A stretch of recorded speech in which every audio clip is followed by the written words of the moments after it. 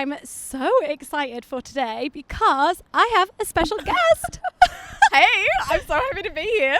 If you don't already know, this is Amy from Blondie in China. Yay. So I've replaced Jack today. You are definitely a lot prettier than Jack is. Oh, well, thank you. But sorry, Jack. Sorry, Jack. He's in listening distance. I'm sure everyone will agree. Don't worry. So I wanted to get Amy on because we've recently been hanging out a lot. Yes. And we've had lots of interesting conversations about life, about content creation, and of course about China. So I thought it would be great to get you on and kind of see Amy's story and angle, because obviously it's very different to mine. And if you've watched my videos, you know my story as well. Let's hear some of Amy's story. Now, to do a bit of research, I watched Amy's 100K video, and I think that really sums Amy up perfectly. And one of the things that I found really interesting is how long you have been in and out of China for. Yeah. Like, when did you first come to China? So my first time was 2014. I came as an exchange student. I studied at Fudan University in Shanghai. And so that was my first time. And then basically since then, I've been in and out, in and out, in and out. So you hadn't been to China before you came to study? No. So I didn't know what to expect. Wow, that must have been like a pretty big jump. And like, how old were you when that happened? I was third year of uni, so I would have been like 21.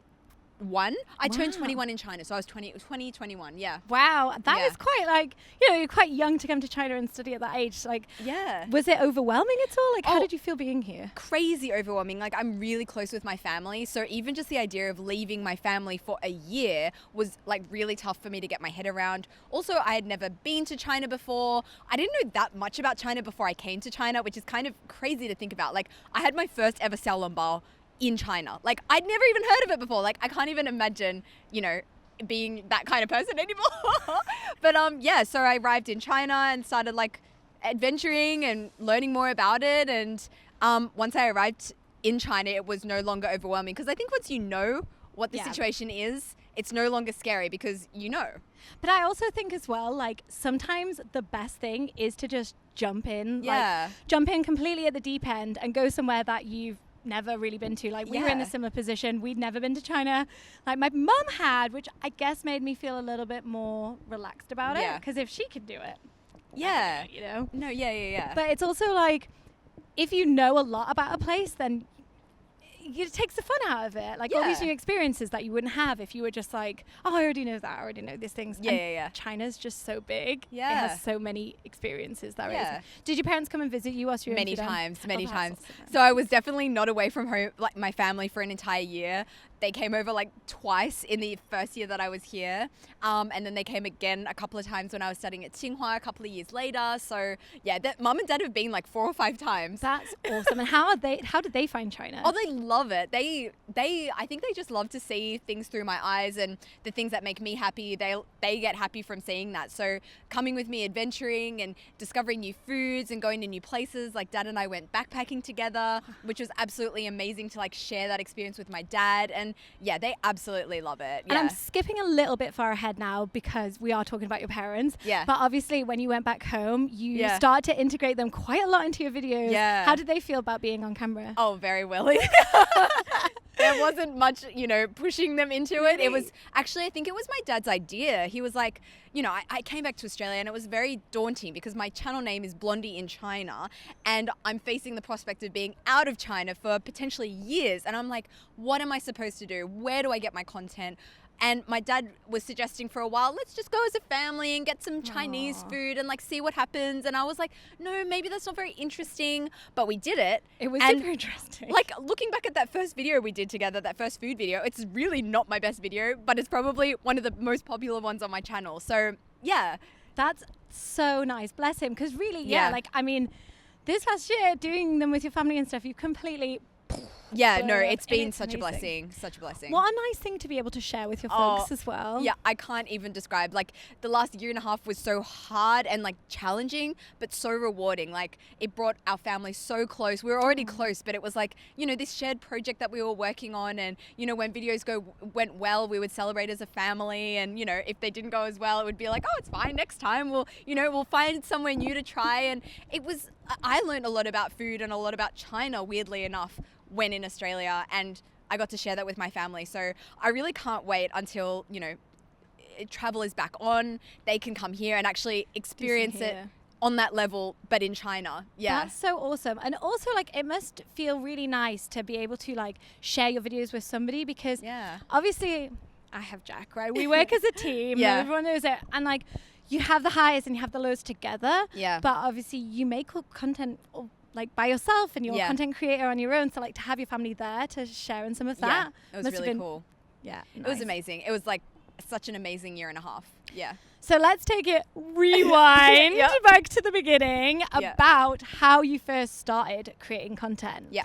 So, as it's in your video, you went to study in here in Beijing, right? Yep. And that's when you first started making video in 2017. Yeah. So 2017, I made my first video, and like, I was thinking about it from more of a strategic point of view. I was like, okay, I want to make videos. I want to try and, go well because I don't want to work, in a corporate environment. I came to China to like see if there was some way that I could find my own niche in China that would make me happy. So I thought, let's try and make videos. And I was thinking, there's a lot of exercise videos in the West, a lot of exercise videos in China, but not really any foreigner that's making exercise content for China in Chinese for a Chinese audience. So that's the route I thought I would go on. But, I had no formal fitness qualifications. The only thing I was going off is that I like to go to the gym sometimes. Mm-hmm. And so in hindsight, it was a bit of a silly thought to think, oh yeah, this is what I'm going to be for like, the rest of my content creating career. But, it served its purpose. I had a couple of like viral videos that are like the most cringiest thing you'll probably ever see in your life. But the thing is, like, when you're first starting to create videos, you need to find like what you're interested in and a hobby. And if you were interested in fitness and things, then, that kind of seemed like a natural thing. Yeah, right? and like, I think that's what I tell people if they want to make a YouTube. Like, don't worry too much about being perfect, like making the perfect videos for you, because you'll find your way eventually, like through trial and error. Like, I started going down one path, realized that definitely was not the path for me. I liked eating way too much to be a fitness influencer. So yeah, like, you can change. You can change, and like that'll make people change. At the end of the day, that'll make your content better. Like, you found the place where you like to make content. Yeah. And a lot of the time, like, if you're not too niched and people enjoy watching your videos, they're going to watch you no matter what you do. So like, you can change your path and you can change the way that you do it. And like, hopefully your subs will still enjoy it and want to watch it. Look, as well. not gonna lie, I'm hoping that the people who watch my channel now are not the people that were watching my channel, 3 years ago when I was making these cringy exercise videos. I don't think the audience is aligned, to be honest. Oh dear. So the reason you got into making exercise videos was because you were pretty fit. So back in Australia, you were a cheerleader. Yeah. Which is amazing. Like, you look incredible in the photos you shared. Incredible. Back then, I peaked. I peaked like 6 years ago. Yeah. What was it like to be a cheerleader? It was amazing. Like, it was a really great confidence booster. Like, I have always been more on the insecure side, so it kind of showed me, like, my inner confidence. And you find your confidence when you're going out onto a field of 20,000 spectators with your belly showing. Like, oh my God. You just got to embrace that confidence. And it was just such a fun girls group, like made such great friends with my fellow cheerleader girls, and I had a great relationship with the cheer coach. She was the one who found me. I was working in a shoe store. Wow. And I was serving her, and she was like, oh, have you ever danced before? Would love if you came to try out for our cheer squad. So she actually like scouted me in the streets. God, that's amazing. Yeah, so the whole experience was just like amazing, and like, yeah, I'm so glad I did it. What a story. Like, I got cheer scouted. I mean, not many people can say that. No, and it's such like a fun experience. Like, performing in front of 20,000 people is not something that even some professional dancers do. And I'm definitely not a good dancer. So I was a cheerleader, but I'm not a good dancer. So, well, on the complete other end of the spectrum, you also dabble in some martial arts. I dabbled in some martial arts. Everything is past tense. Do you think you'll take it back up again now? I would love to. The thing about martial arts is that you need to be in one place. You need to subscribe to like, you go once a week, twice a week. You're in the one spot. I've been traveling for the last 5 years out of a suitcase. So it's been hard to have that, staying in the routine. And yes, the last year and a half I was in Australia, but it was COVID. I didn't really want to be getting up and personal, you know, like punching people or whatever. You don't really punch in Wing Chun. It's like a peaceful martial art. But yeah, so what made you get into that? So I decided to start studying Wing Chun, which is a southern style of martial art, southern Chinese style of martial art, because I watched Ip Man, which is a movie about Wing Chun. We've watched it now because you mentioned it. Oh, it's like my favorite movie, seeing Donnie Yen be like so badass, and I was like, I want to be like him. So yeah, I started Wing Chun. I did it for like 2 years. And did then you start it here in China? I started in Australia. Oh, wow. Because then I was thinking, hey, I want to be like a kung fu actress. That would be fun. Like, there's a niche for that. So that was like my goal for a while. When I got to Beijing and started studying at Tsinghua, they didn't have any Wing Chun schools because that's a more northern. They had more Shaolin. That's a more northern style. But so I started going to a martial arts academy here in Beijing that specializes in teaching actors how to do martial arts for movies. So I wasn't learning so much practical martial arts. I was learning more like backflips and like flying scissor kicks and like, you know. Oh my God. Yeah, I got like, 6 foot, 200 kilo guys, really heavy guys, like flipping them over my shoulder. It was cool. Can you do backflip then? Not now. I could backflip. Oh my God, Amy. I could. Wow. Back in the day. Amy, some very special skills there. Do not cross Amy because she will Wing Chun your ass. I could Wing Chun your ass. Now, no. I could eat you. To death. Yes, because your videos have certainly progressed. Yeah, in a different direction. In a different direction, for sure. Safe to say. But when you first started making videos, they were all in Chinese. Yes. How amazing is that? Another special skill that Amy has. She's incredible at Chinese. But my Chinese was never, and still isn't, very good. And so I would never want to like make a video like, oh, look how well I can speak Chinese. Like, I'm happy to share my experience, and I'm happy to like speak Chinese in my videos, like with locals on the street. But I'm definitely under no false pretenses that my Chinese is fluent. I can get around, I can communicate. And back then, like, my Chinese was probably better than it is now. But I think it kind of put me into a box making my videos in Chinese because I had a limited vocabulary. I feel like I can't express my sense of humor or sarcasm in Chinese. So it kind of made me go into this box of being that, hey, 大家好，我是来自澳大利亚的 Amy, cutesy foreigner, kind of speaking Chinese, which isn't really my character. So I did that for a while, but it was just so refreshing when I went to YouTube, starting using English. And then I realized, hey, those videos still go well on Chinese social media because people are using them to study English. So great. I'm just going to speak English from now on. Yeah, I bet that was like such a relief off your shoulders to be able to like do that transition and it also go really smoothly. But it's pretty impressive. Like that's quite that's quite a bold move to do it in Chinese because I know that some people, it's not your first language, obviously. So like that's really brave of you to do that. Thank you. Did it get received well? I don't know, actually.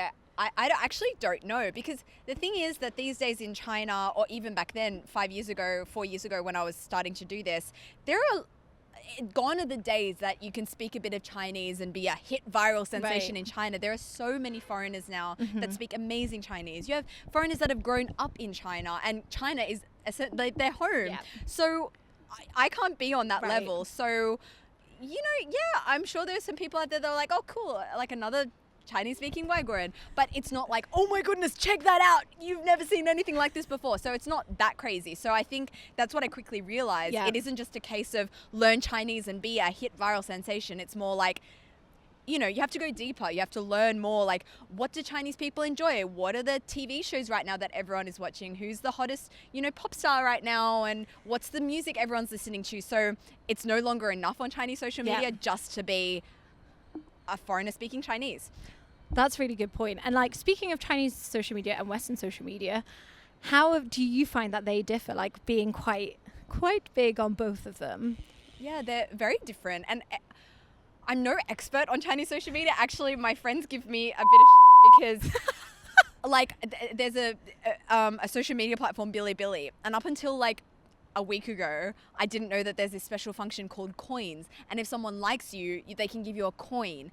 Anyway, this is like the most basic function of Bilibili, and I only learned it like a week ago. So I'm definitely no expert. But from what I can see, some videos are received very differently on both platforms. Like Yeah. some videos that go not so great on YouTube, they go so well on Bilibili.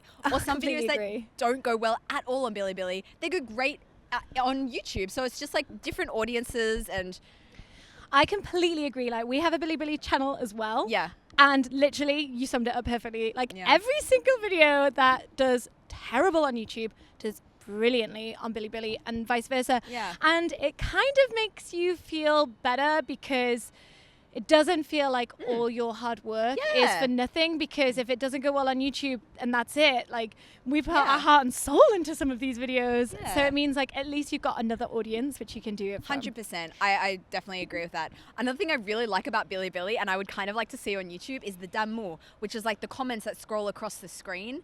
So while you're watching it, you can see in real time what people are thinking about that video coming across the screen. Like, And the time code, yeah. and it's very, very interesting to see how people react to a video at that moment and how many people are finding something funny or not funny. And sometimes jokes that I'm like, that's freaking hilarious. No one's ha-ha-haing. And then sometimes my dad will say something completely random that I'm just like, oh, I'll stick it in the video.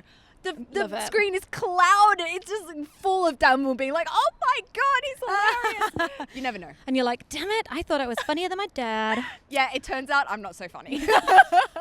Okay, so speaking of videos, you have had a few videos go viral. For those videos, did you plan them to go No. viral, or they were completely by accident? Completely by accident. I just got very lucky. And the first video that went viral, well, in my opinion, viral, like a video that gets more than 1 million views for me is like, I'm That's so viral. happy with that. Yeah, so that was just a video when I had just started my YouTube channel, and there was this trend of like apparently ear cleaning videos at the time. And I just happened to have a video about ear cleaning that just went right into that hot topic without even knowing about it. And then suddenly, and it wasn't right away either. So this video I'm talking about is me in China getting my ears cleaned for the first time. And it's another one of those cringy videos where my facial expressions are just crazy and just silly. Anyway, it went really well. But yeah, it was like 2 weeks later that suddenly this video is just taking off out of nowhere. Yeah. That's mad. And like, what a really weird hot topic. Like, Yeah. oh, ear cleaning. Yeah, of course. That's gonna get watched. Like, I think it's just like the facial expressions that people do, like when they're getting their ears cleaned. I don't know, like my face was going wild. I've not had it done, but yeah, maybe after your thing, like maybe I have to try. Yeah, film it. Maybe the hot topic is still going strong. I don't know. Very much doubt it. But how do you feel like, because obviously that video was very much kind of a wing it style Yeah, video, yeah. I would say. And obviously your style has much more progressed. Yeah. Like, you put a lot of effort into each of your videos. You research your topic. You're very similar to us. Like, Yeah. you know, you make scripts. You really go all in. So when you're planning a video, do you think, oh, this video is going to do really well? Like sometimes, yes. Like I thought for sure a video that I made a couple of weeks ago was going to go freaking amazing. I ate cow penis Right. for the first time. I had cow penis soup, but I put that in the title and in the cover image and in the video. It's all like penis, penis, penis. So I think it was flagged by YouTube as like an inappropriate video. So in that case, it did not go viral. It's actually got like a really, really small amount of views for that reason. Because if I saw someone eating cow penis, I'd be like, I want to watch that. Yeah, I noticed that as well. And because when we were looking today, and I was like, what? Like, Yeah.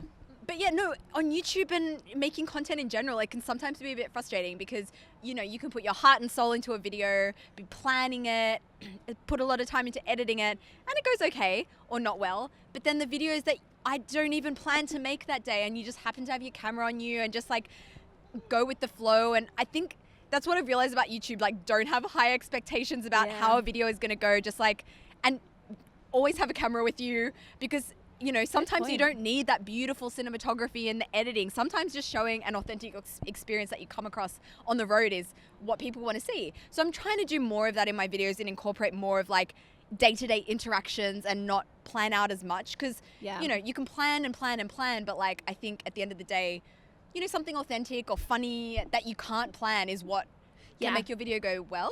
yeah, definitely. I completely agree. Because we have similar experiences. Like, we think, oh my God, this is the Yeah. best video. We put so much work. It's hard to know. Yeah. It is hard. But like I said earlier, obviously we have each other, right? But you do all of this on your own. I also don't have a full-time job, so don't be too hard on yourself. Like, this is now my full-time thing, which I can't believe. Like, I can't believe this is my job, and I feel so lucky.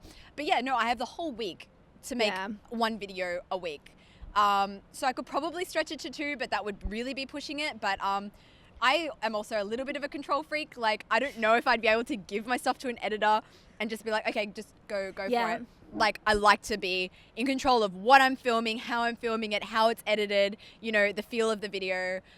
Yeah. If you have all these skills, though, like, that is a great thing to have. Like, you have all these skills that you can shoot, you can edit, you can do all these things. So until it gets to the point where you can't because you're too busy, then I think that's pretty good. Well, for now, I just really like the process and, you know, going out and filming, and it's a great way to like encourage myself to get out of my comfort zone, because so many experiences that I've had, whether that be in China or elsewhere, have been because I want to make a video about it. Like, I wouldn't have gone skydiving unless I was going to make a video about that. Like, I wouldn't have eaten cow penis if I wanted to make a video about it. Like, so many of those crazy stories that I'm going to tell my grandkids one day are because I wanted to make a video about it. So I'm really grateful for it. And you can show your grandkids because you made a video about it. Yeah, I'm so keen for that moment. But speaking of these crazy experiences, like, you've done a lot of this traveling solo, which, oh my God, that's amazing. Like, solo female traveler here. Oh, it's better than, trust me, you're missing out.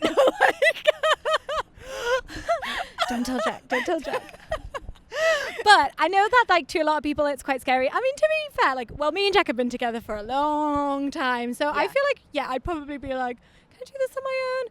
Because it's been a while. Yeah. But, like, a lot of people would be quite scared at that prospect. Yeah. Especially in a foreign country like China, when you can't, well, you can obviously speak a bit of the language, but some people can't. But, like, what would you say to, like, female travelers that are thinking about doing it on their own, or like have any worries? Like, have you come across anything bad that's happened or negative, or has it been all pretty positive? Well, okay, so in terms of safety, in terms of like, you know, logistically going around as a solo female traveler, no problem at all. I think it comes down more to your personality type and how you like to travel. Yeah. I'm more on the introverted side. I really like my alone time. I like going things at my own pace, and I like eating what I want, when I want, how I want. So traveling with someone, like, I love traveling with people, but it needs to be a very good fit. Yeah. Because I would rather any day of the week travel by myself than travel with someone that doesn't fit my schedule or my, you know, what food we like to eat. So for me, it's an obvious choice. Like, if I go traveling by myself, I'm going to make more friends. I'm going to experience more things that I wouldn't have been able to do if I'm with another person, because I feel like when you travel by yourself, you rely on your friend, and it's a comfort thing. Like, it's very comfortable to have a friend there. You know, you're walking somewhere, you always have someone to talk to, but if you're by yourself, people are more likely to come up and have a conversation.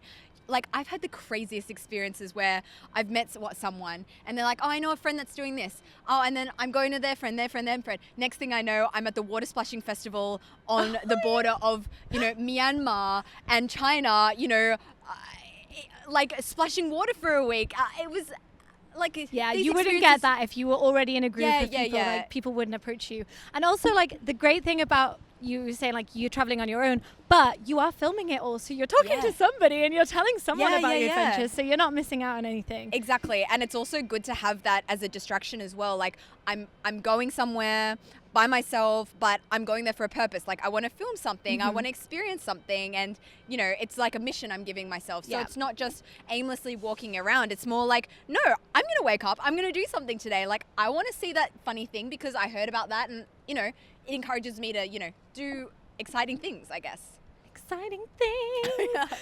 Okay, so we have been chatting for quite some time now, and sun's starting to go down. So I'm going to bring it back to China just a little bit. Okay. And I am going to ask you some quick fire questions. Okay, so we're going to mainly, they're going to be about China. Well, okay.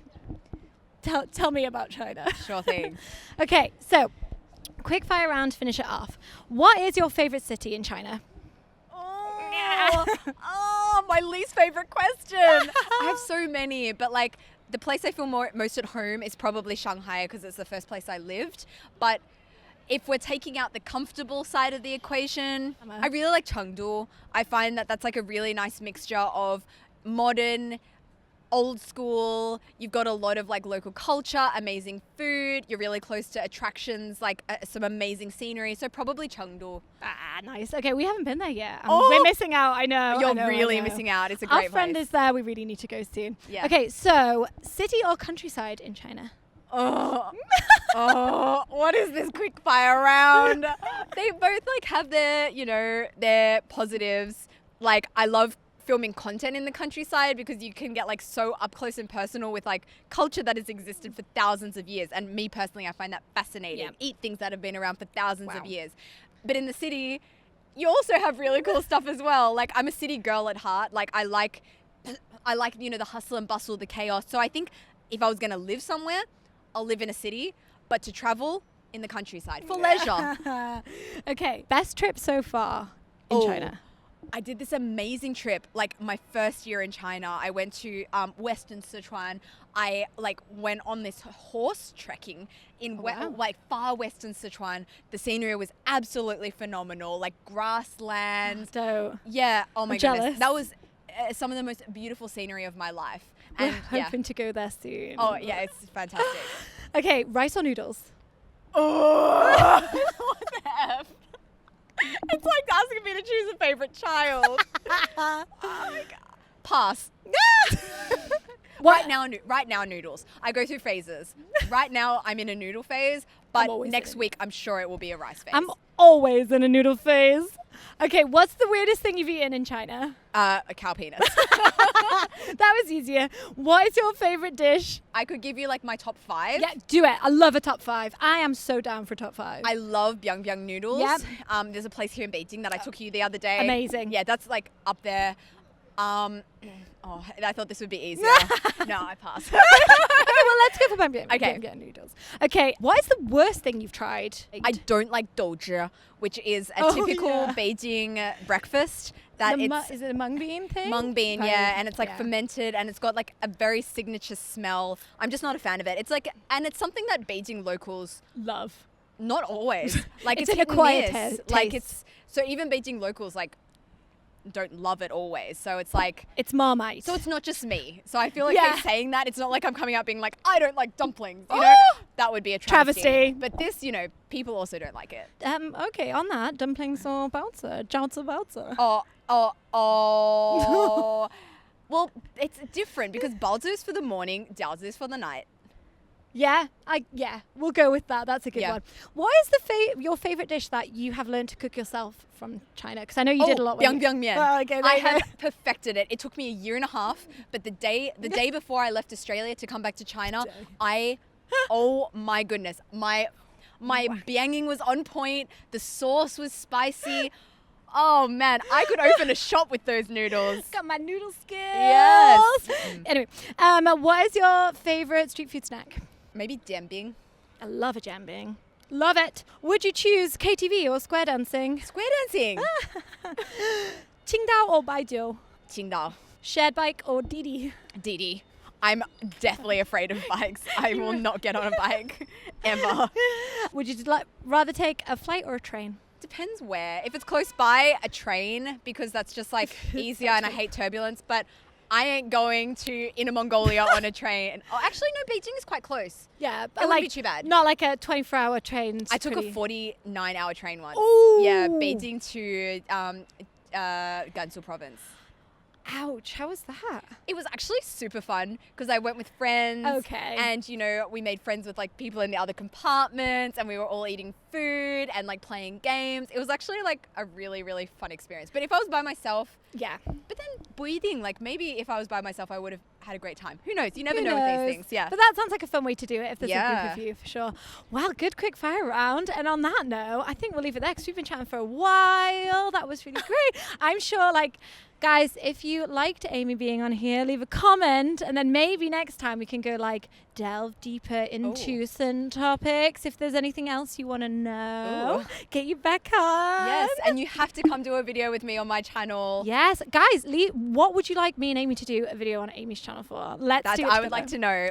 Yeah. Let's wait for the comments I'm excited. To see. Yeah. What should we eat? Oh, there's so many. Maybe we should get doja. Oh.